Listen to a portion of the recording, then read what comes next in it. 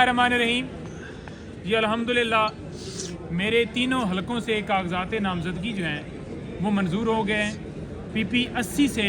مریم نواز صاحبہ نے اپلیکیشن دی ہوئی ہے اور میرے وہاں سے ریجیکٹ کیے گئے تھے، اسی طرح دونوں اور حلقوں سے میرے ریجیکٹ کیے گئے تھے، اور اس میں آج ہم نے دیکھا کہ بڑی کوشش کی گئی الیکشن کمیشن کی طرف سے، آر اوز کی طرف سے، کہ پیپر کسی طرح سے یہ ریجیکٹ کیے جائیں، کیونکہ مریم صاحبہ وہاں گئی ہیں تو یہ بڑا ضروری سمجھ رہے تھے۔ ہم حیران ہیں کہ کس طرح سے یہ نمائندگان بنے ہوئے ہیں پی ایم ایل این کے، کہ ان کی ڈائریکشنز کے اوپر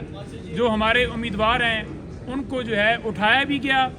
تائید کنندوں کو اٹھایا گیا، تجویز کنندوں کو اٹھایا گیا، اور پیپر ریجیکٹ کرنے کے لیے ہر طرح کے حربے کیے گئے۔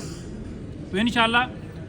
آپ دیکھیں گے کہ تمام حلقوں سے پاکستان تحریک انصاف کے جو پیپرز ہیں وہ ایکسیپٹ ہوں گے۔ سرگودا سے 2 اور درخواستیں بھی، 3 بلکہ، ایک اسامہ میلا صاحب اور انصر حرل صاحب،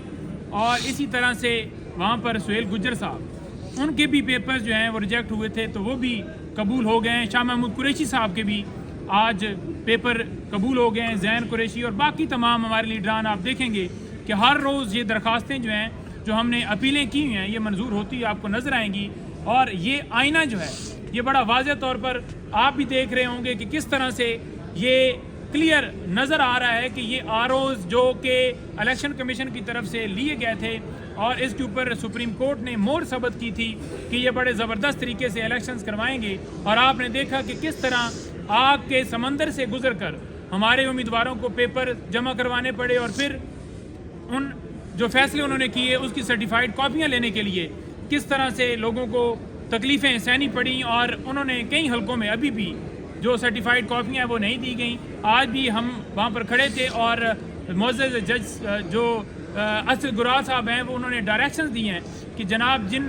حلقوں سے جس پٹیشن کے اوپر سماعت ہو رہی تھی، انہوں نے کہا کہ ان کو سرٹیفائیڈ کاپیاں جو ہیں وہ دی جائیں۔ تو یہ آپ کے سامنے بڑا واضح نظر آ رہا ہوگا کہ کس طرح سے بائسنس کا مظاہرہ کیا جا رہا ہے۔ اور دوسرے نمبر پر آج بھی ہم یہ مطالبہ کرتے ہیں کہ الیکشن کمیشن، نگران حکومت، ان دونوں کو جو ہے وہ فری اینڈ فیئر الیکشنز کروانے کے لیے جو بائسنس کا یہ مظاہرہ کریں وہ ختم کریں، اور ملک کے اندر فری اینڈ فیئر الیکشنز کروائیں۔ تبھی لوگ جو ہیں وہ مانیں گے الیکشن کو، کہ جب آپ ملک کے اندر فری اینڈ فیئر الیکشنز کروائیں گے۔ دوسرے نمبر پر جو سپریم کورٹ میں معاملہ ہے بلے کے حوالے سے، اس حوالے سے بھی یہ گزارش کرنا چاہوں گا کہ ہم سپریم کورٹ سے یہ صدا کرتے ہیں کہ جہاں پر ایک شخص جس کو تاحیات نائل کیا گیا ہے اس کی نائلی کو ختم کرنے کے لیے کل بھی پورا دن سماعت رہی اور آج بھی وہ سلسلہ جاری ہے، تو وہاں پر ہماری بلے والی پٹیشن گئی ہے، اس کے اوپر بھی فوراً جو ہے وہ سماعت کر کے اور اس قوم کو انصاف فراہم کیا جائے، کیونکہ 80% عوام اس وقت پاکستان تحریک انصاف عمران خان صاحب کے ساتھ جڑی ہوئی ہے۔ تو یہ لوگوں کی جو ان کا حق ہے جو کہ آئین پاکستان دیتا ہے، یہ اس کا مطالبہ ہے کہ ان کا حق جو ہے وہ چھینا نہ جائے اور بلے کے نشان کے حوالے سے فیصلہ جو ہے وہ کیا جائے۔ تیسرے نمبر پر بات یہ ہے کہ خان صاحب کی ڈسکوالیفیکیشن والا جو معاملہ ہے وہ بھی سپریم کورٹ کے اندر پینڈنگ ہے۔ پہلے آپ نے دیکھا کہ اسلام آباد ہائی کورٹ میں اس درخواست کے اوپر کتنا ڈیلے کیا گیا اور پھر وہ درخواست خارج کی گئی۔ اب سپریم کورٹ میں ڈسکوالیفیکیشن والا معاملہ جو ہے وہ ہم یہ استدعا کرتے ہیں کہ اس کیس کو فکس کیا جائے اور انصاف فراہم کیا جائے اس قوم کو، کہ دیکھیں اگر ایک کیس کو فکس نہ کر کے اور اس کے اوپر فیصلہ نہ دے کے عمران خان صاحب کو الیکشن سے لڑنے سے محروم کرنا، تو یہ اس ملک کے ساتھ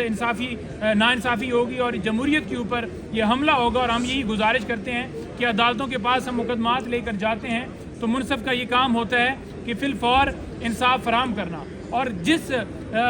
کیس کے اندر اگر انصاف فراہم کرنے سے ڈیلے کیا جائے تو اس کا مطلب یہ ہوتا ہے کہ آپ انصاف سے انکاری ہیں۔ Justice delayed, justice denied. نہیں بھائی، یہ بتائیے گا کہ آپ ایک طرف سپریم کورٹ سے بار بار استدعا کر رہے ہیں کہ ہمارے کیسز لگائے جائیں، انصاف مانگ رہے ہیں، آپ کو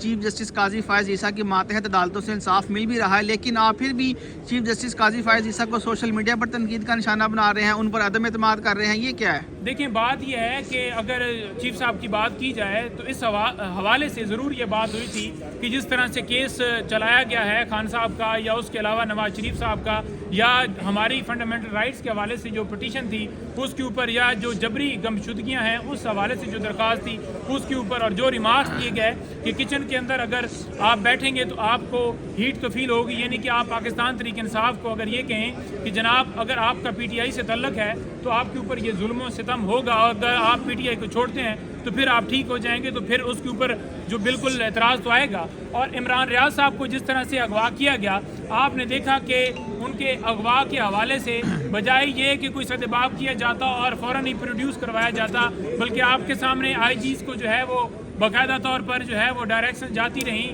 اور یہ پوچھ گچھ ہوتی رہی، لیکن سدباب نہیں ہو سکا۔ اب یہ بتا دیں، آپ عمران خان کے ترجمان ہیں، عمران ریاض کون ہے؟ آپ عمران خان کے ترجمان ہیں،